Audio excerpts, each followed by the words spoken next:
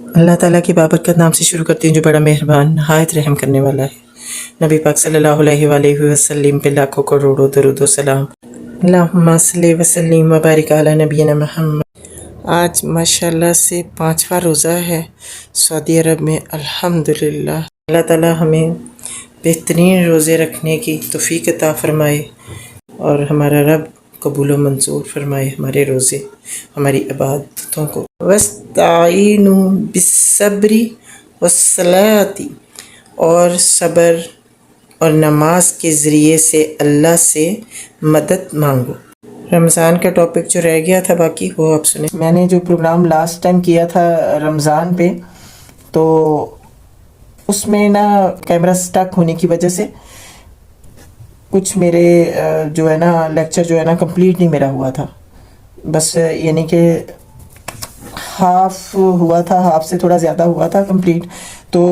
کچھ چیزیں بیچ میں ہی اٹک گئی تھی، مطلب رہ گئی تھی، تو وہ میں چاہ رہی ہوں کہ وہ بھی کمپلیٹ کر لیں تاکہ وہ پوری ایک نا آپ کو مطلب پورا لیکچر آپ تک پہنچ جائے۔ تو وہ میں اس وجہ سے میں آج بیٹھی ہوں اس کو پورا کمپلیٹ کرنے کے لیے، انشاءاللہ دیکھتی ہوں میں، اللہ کرے کہ پورا کرے۔ میں نے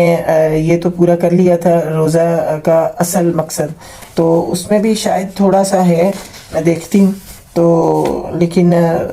اس سے پہلے جو میں نے یہاں سے شروع کیا تھا، اعوذ باللہ من الشیطان الرجیم، بسم اللہ الرحمن الرحیم، جو پہلی ویڈیو ڈالی تھی وہ یہاں پہ ختم ہوئی تھی کہ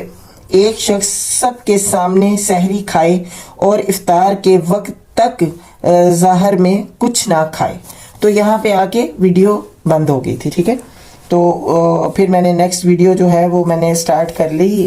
یہاں سے، جو روزہ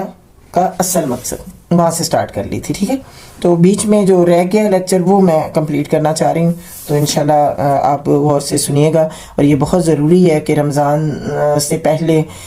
یعنی کہ جیسے رمضان اب تو سٹارٹ ہو گیا، میں لیٹ ہو گئی بہت پہلے اس کو چاہ رہی تھی کہ میں اس کو اپلوڈ کر دوں، لیکن نہیں پڑھ سکی، ٹائم نہیں مل سکا مجھے، تو ابھی میں پڑھتی ہوں، کوئی نہیں، ابھی تو پہلا رمضان ہے، صبح پہلا روزہ ہے یعنی کہ، تو ہم پڑھتے ہیں انشاءاللہ، اور اللہ تعالیٰ ہمیں توفیق دے کہ اس میں عمل بھی کریں، اور اس کو پوری جو ویڈیو ہے پوری اینڈ تک دیکھا کریں تاکہ بات کی سمجھ آ سکے، ٹھیک ہے انشاءاللہ۔ تو میں پڑھتی ہوں یہاں سے، جب ظاہر میں کچھ نہ کھائیں پیئیں مگر چھپ کر پانی پی جائیں یا کچھ چوری چھپے کھا پی لیں تو اللہ کے سوا کسی کو بھی اس کی خبر نہ ہو سکتی۔ ساری دنیا یہی سمجھتی رہے گی کہ وہ روزے سے ہے اور وہ حقیقت میں روزے سے نہ ہوگا۔ روزے کی حیثیت کو سامنے رکھو، پھر غور کرو کہ جو شخص حقیقت میں روزے رکھتا ہے اور اس میں چوری چھپے کچھ نہیں کھانا پینا، سخت گرمی کی حالت میں بھی جبکہ پیاس سے حلق چٹخا جاتا ہے، پانی کا ایک قطرہ حلق سے نیچے نہیں اتارتا، سخت بھوک کی حالت میں جبکہ آنکھوں میں دم آ رہا ہو کوئی چیز کھانے کا ارادہ نہیں کرتا، اسے اللہ تعالیٰ کے عالم الغیب ہونے پر کتنا ایمان ہے، اس قدر زبردست یقین کے ساتھ وہ جانتا ہے کہ اس کی کوئی حرکت چاہے ساری دنیا سے چھپ جائے مگر اللہ سے نہیں چھپ سکتی، ٹھیک ہے۔ کیسا خوف اللہ کا اس کے دل میں ہے کہ بڑی سے بڑی تکلیف اٹھاتا ہے مگر صرف اللہ کے خوف کی وجہ سے کوئی ایسا کام نہیں کرتا جو اس کے روزے کو توڑنے والا ہو۔ کس قدر مضبوط اعتقاد ہے اس کو آخرت کی جزا و سزا پر کہ مہینے بھر میں وہ کم از کم 360 گھنٹے کے روزے رکھتا ہے اور اس دوران میں کبھی ایک لمحے کے لیے بھی اس کے دل میں آخرت کے متعلق شک کا شبہ تک نہیں آتا۔ اگر اسے اس بات میں ذرا سا بھی شک ہوتا کہ آخرت ہوگی یا نہ ہوگی اور اس میں عذاب و ثواب ہوگا یا نہ ہوگا تو وہ کبھی اپنا روزہ پورا نہیں کر سکتا۔ شک آنے کے بعد یہ ممکن نہیں ہے کہ آدمی اللہ کے حکم کی تعمیل میں کچھ نہ کھانے اور نہ پینے کے ارادے پر قائم رہ جائے۔ سمجھ میں آ رہا ہے نا کہ اگر وہ یہ یقین ہی نہ رکھتا ہو کہ اللہ مجھے دیکھ رہا ہے تو وہ کچھ بھی کھا پی سکتا ہے، تو اس کو یقین ہوتا ہے کہ میرا رب مجھے دیکھ رہا ہے تو ہی تو وہ کچھ نہیں کھاتا، اکیلے میں بھی چھپ کے بھی نہیں کچھ کھاتا پیتا، ٹھیک ہے نا۔ اس طرح اللہ تعالیٰ ہر سال کامل 1 مہینہ تک مسلمان کے ایمان کو مسلسل آزمائش میں ڈالتا ہے، اور اس آزمائش میں جتنا جتنا آدمی پورا اتر جاتا ہے اتنا ہی اس کا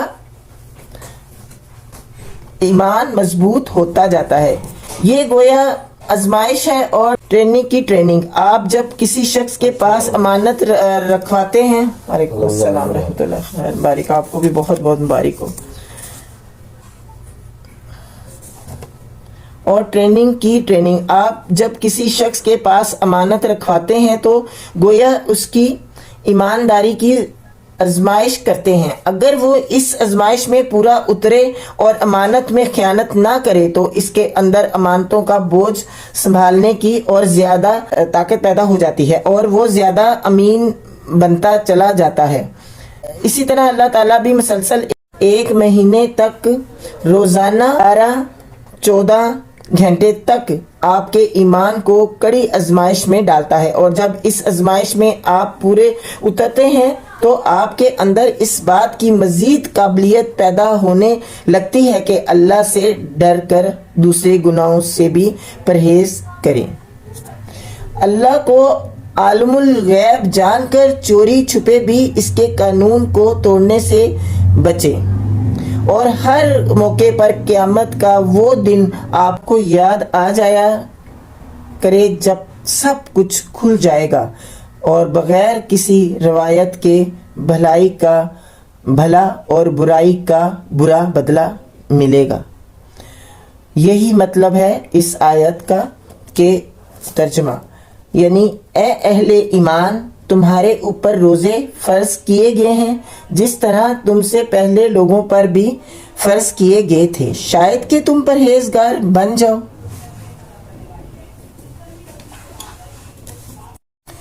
روزے کی ایک دوسری خصوصیت بھی ہے، اور وہ یہ ہے کہ یہ ایک لمبی مدت تک شرائط کے احکام کی لگاتار اطاعت کراتا ہے۔ نماز کی مدت کا ایک وقت ہی چند منٹ سے زیادہ نہیں ہوتی، زکوٰۃ ادا کرنے کا وقت سال میں صرف ایک وقت آتا ہے، حج میں البتہ لمبی مدت صرف ہوتی ہے، مگر اس کا موقع عمر بھر میں ایک دفعہ آتا ہے، اور وہ بھی سب کے لیے نہیں۔ ان سب کے برخلاف روزہ ہر سال پورے 1 مہینے تک شب و روز شرائط محمدی صلی اللہ علیہ وآلہ وسلم کے اتباع کی مشق کراتا ہے۔ صبح سحری کے لیے اٹھو، ٹھیک فلاں وقت پر کھانا پینا سب بند کر دو، دن بھر فلاں فلاں کام کر سکتے ہو اور فلاں فلاں کام نہیں کر سکتے،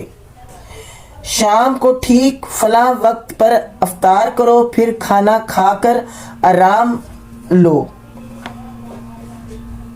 پھر تراویح کے لیے دوڑو۔ اس طرح پھر سال کامل مہینہ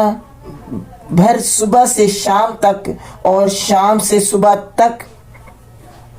مسلمان کو فوجی سپاہیوں کی طرح پورے قاعدے اور ضابطے میں باندھ کر رکھا جاتا ہے، اور پھر 11 مہینے کے لیے اسے چھوڑ دیا جاتا ہے تاکہ جو تربیت اس 1 مہینے میں اس نے حاصل کی ہے اس کے اثرات ظاہر ہوں، اور جو کمی پائی جائے وہ بھی دوسرے سال کی ٹریننگ میں پوری کی جائے۔ اس قسم کی تربیت کے لیے ایک شخص کو الگ الگ لے کر تیار کرنا کسی طرح موضوع نہیں ہوتا۔ فوج میں بھی آپ دیکھتے ہیں کہ ایک شخص کو الگ الگ قواعد نہیں کرائی جاتی، بلکہ پوری فوج ایک ساتھ قواعد کرتی ہے سب کو ایک وقت کے بغل کی آواز پر اٹھانا اور بغل کی آواز پر کام کرنا ہوتا ہے تاکہ ان میں جماعت بن کر متفقہ کام کرنے کی عادت ہو، اور اس کے ساتھ ہی وہ سب ایک دوسرے کی تربیت میں مددگار بھی ہو، یعنی ایک تربیت میں جو کچھ نقصان رہ جائے اس کی کمی کو دوسرا اور دوسرے کی کمی کو تیسرا پورا کر دے۔ اسی طرح اسلام میں بھی رمضان کا مہینہ روزے کی عبادت کے لیے مخصوص کیا گیا ہے، اور تمام مسلمانوں کو حکم دیا گیا کہ ایک وقت میں سب کے سب مل کر روزہ رکھیں۔ اس حکم نے انفرادی عبادت کو اجتماع عبادت بنا دیا، جس طرح ایک عدد کو لاکھ سے ضرب دو تو لاکھ کا زبردست عدد بن جاتا ہے۔ اسی طرح ایک شخص کے روزہ رکھنے سے جو اخلاقی اور روحانی فائدے ہو سکتے ہیں، لاکھوں کروڑوں آدمیوں کے مل کر روزہ رکھنے سے وہ لاکھوں کروڑوں گنا زیادہ بڑھ جاتے ہیں۔ یہ میں گناہ نہیں کہہ رہی، یہ ہے کہ جو یعنی کہ مل کر روزہ رکھنے سے وہ لاکھوں کروڑوں گنا یعنی کہ لاکھوں کروڑوں زیادہ بڑھ جاتے ہیں۔ وہ اس طرح کر کے میں نے کہا شاید سننے میں غلطی نہ ہو کہ کروڑوں گناہ نہ سمجھ لیں، یہ گناہ ہے یعنی کہ بہت زیادہ بڑھ جاتے ہیں۔ رمضان کا مہینہ پوری فضا کو نیکی اور پرہیزگاری کی روح سے بھر دیتا ہے۔ پوری قوم گویا تقوی کی کھیتی سرسبز ہو جاتی ہے۔ ہر شخص نہ صرف خود گناہوں سے بچنے کی کوشش کرتا ہے، بلکہ اگر اس میں کوئی کمزوری ہوتی ہے تو اس کے دوسرے بہت سے بھائی جو اسی کی طرح روزے دار ہیں اس کے پشت پناہ بن جاتے ہیں۔ ہر شخص کو روزے رکھ کر گناہ کرتے ہوئے شرم آتی ہے، صحیح، اور ہر ایک کے دل میں خود بخود خواہش ابھرتی ہے کہ کچھ بھلائی کے کام کریں، ایسا ہی ہے نا۔ کسی غریب کو کھانا کھلائیں، کسی ننگے کو کپڑا پہنائیں، کسی مصیبت زدہ کی مدد کریں۔ کسی جگہ اگر کوئی نیک کام ہو رہا ہو اس میں حصہ لیں، اور اگر کہیں علانیہ بدی ہو رہی ہو تو اسے روکیں۔ نیکی اور تقوی کا ایک عام ماحول پیدا ہو جاتا ہے اور بھلائیوں کے پھلنے پھولنے کا موسم آ جاتا ہے۔ جس طرح آپ دیکھتے ہیں کہ ہر غلہ اپنا موسم آنے پر خوب پھلتا پھولتا ہے اور ہر طرف کھیتوں پر چھایا ہوا نظر آتا ہے۔ اسی بنا پر نبی کریم صلی اللہ علیہ وآلہ وسلم نے فرمایا، ترجمہ یعنی آدمی کا ہر عمل اللہ کے ہاں کچھ نہ کچھ بڑھتا ہے۔ ایک نیکی 10 گنی سے 700 گنی تک پھلتی پھولتی ہے، مگر اللہ تعالیٰ فرماتا ہے کہ روزہ اس سے مختلف ہے، وہ خاص میرے لیے ہے اور میں اس کا جتنا چاہتا ہوں بدلہ دیتا ہوں۔ الحدیث۔ اس حدیث سے معلوم ہوا کہ نیکی کرنے والے کی نیت اور نیکی کے نتیجے کے لحاظ سے تمام اعمال پھلتے پھولتے ہیں اور ان کی ترقی کے لیے ایک حد ہے، مگر روزے کی ترقی کے لیے کوئی حد نہیں ہے۔ رمضان چونکہ خیر اور اصلاح کے پھلنے اور پھولنے کا موسم ہے، اور اس موسم میں ایک شخص نہیں بلکہ لاکھوں کروڑوں مسلمان مل کر اس نیکی کے باغ کو پانی دیتے ہیں۔ اس لیے یہ بے حد و حساب بڑھ سکتا ہے. جتنی زیادہ نیک نیتی کے ساتھ اس مہینے میں عمل کرو گے، جس قدر زیادہ برکتوں سے فائدہ اٹھاؤ گے اور اپنے دوسرے بھائیوں کو فائدہ پہنچاؤ گے، اور پھر جس قدر زیادہ اس مہینے کے اثرات بعد کے 11 مہینوں میں باقی رکھو گے، اتنا ہی یہ پھلے پھولے گا. اور اس کے پھلنے اور پھولنے کی انتہا نہیں ہے. تم خود اپنے عمل سے اس کو محدود کر لو تو یہ تمہارا اپنا قصور ہے. روزے کے یہ اثرات یہ نتائج سن کر آپ میں سے ہر شخص کے دل میں یہ سوال پیدا ہوگا کہ اثرات آج کہاں ہیں؟ ہم روزے بھی رکھتے ہیں اور نمازیں بھی پڑھتے ہیں، مگر یہ نتیجے جو تم بیان کرتے ہو ظاہر نہیں ہوتے. اس کی وجہ تو میں آپ سے پہلے بیان کر چکی ہوں، اور وہ یہ ہے کہ اسلام کے اجزاء کو الگ الگ کر دینے کے بعد، وہ بہت سی نئی چیزیں اس میں ملا دینے کے بعد آپ ان نتائج کی توقع نہیں کر سکتے جو پورے نظام کی بندی ہوئی صورت ہی میں ظاہر ہو سکتے ہیں. دوسری وجہ یہ ہے کہ عبادت کے متعلق آپ کا نقطہ نظر بدل گیا ہے. اب آپ یہ سمجھنے لگے ہیں کہ محض صبح سے شام تک کچھ نہ کھانے اور نہ پینے کا نام عبادت ہے، اور عبادت کی اصلی روح جو آپ کے ہر عمل میں ہونی چاہیے، اس سے عام طور پر آپ کے 99% بلکہ اس سے بھی زیادہ آدمی غافل ہیں. اسی وجہ سے یہ عبادات اپنے پورے فائدے نہیں دکھاتی. ٹھیک ہے، یہ یہاں پہ یہ لیکچر ختم ہوا جو میں نہیں مطلب آپ تک پہنچا نہیں تھا.